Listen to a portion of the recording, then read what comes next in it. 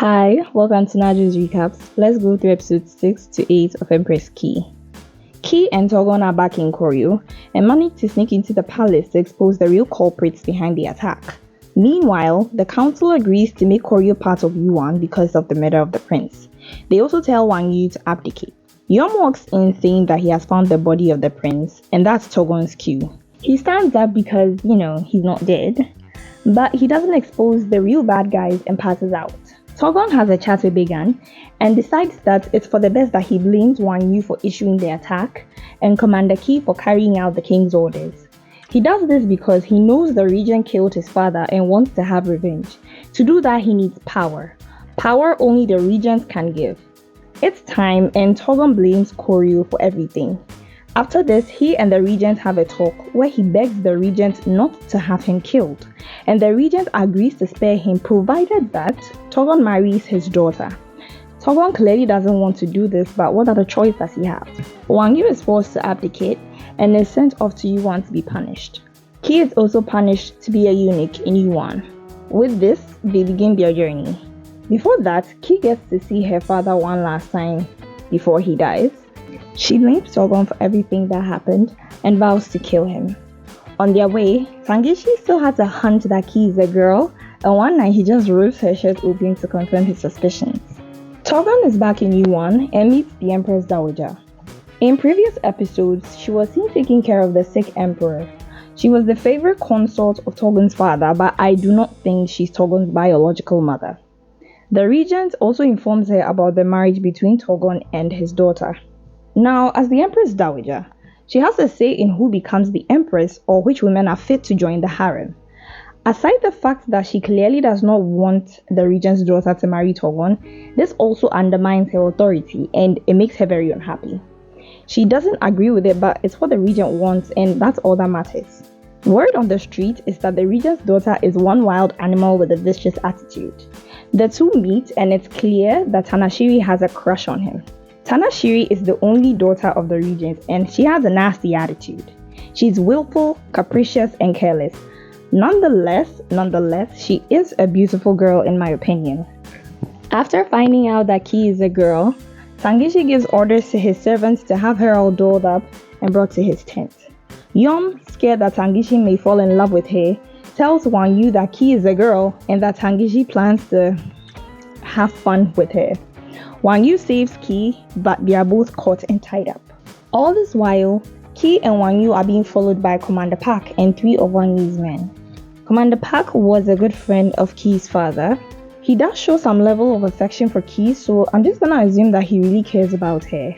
This is Eunuch Bang, this is Mu, and this is Jombak. They are Wang Yu's inner circle, and I thought it would be better to just know their names. They dress as Yuan soldiers and try to rescue Key and Wang Yu, but it doesn't work out and they are caught. Key and Wang Yu are separated at this point, with Wang Yu and his servants being taken to the border as punishment and Key being sent to Yuan.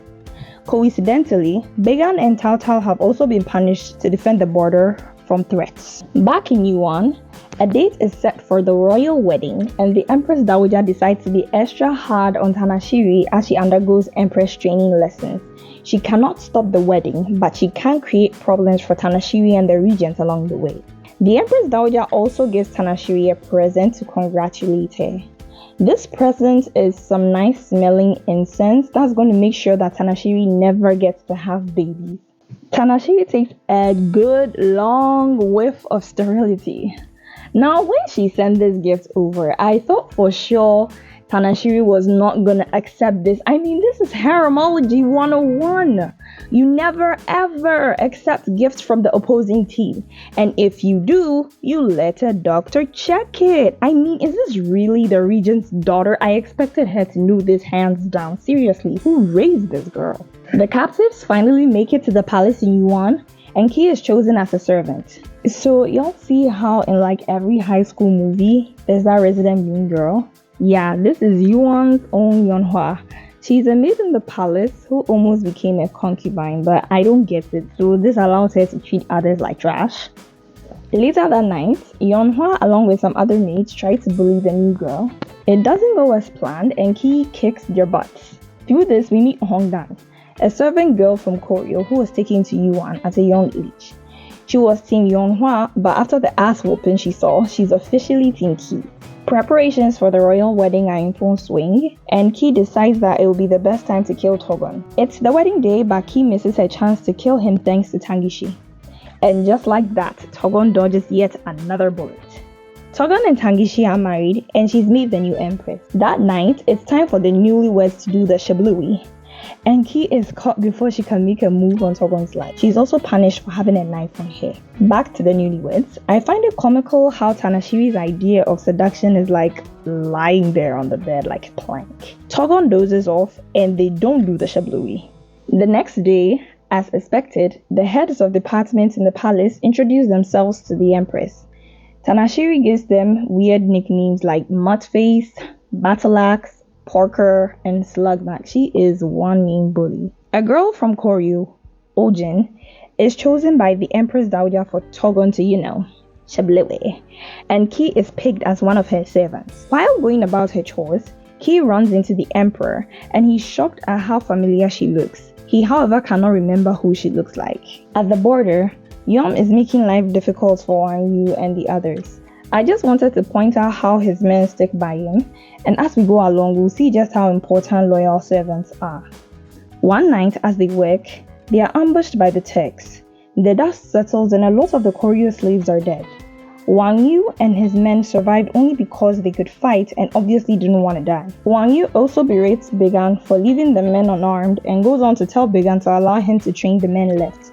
Since Yom is in charge, Began decides that whoever wins the duel he sets will get to be in charge of the men. Even though I did not like the cowardice Togon displayed, I do understand why he decided to betray Ki. He had to stay alive, and exposing the others would have sealed his fate. I wasn't surprised when Tangishi realized that Ki was a girl. I actually would have been surprised if she made the whole trip with no one finding out. For Ki, we understand why she worked so hard to keep her secret. Koryu girls have it bad and she just wanted to avoid all that. Tanashiri is bad and all, but I do feel a little sorry for her. She didn't have a say in who her husband would be and had no idea the mess she was walking into. She's just her father's pawn and has to do everything to live up to his expectations. Till next time, adios.